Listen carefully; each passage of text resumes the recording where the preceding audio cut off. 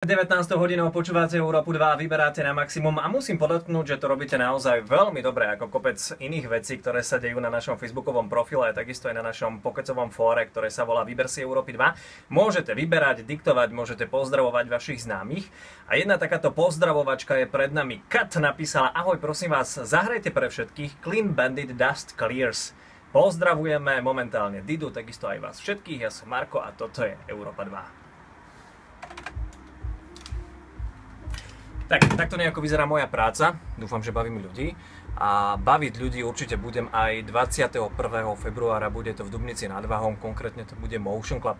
Naposledy, keď som tam hral, tak tam bolo strašne veľa ľudí a bol tam brutálny hudobný masaker.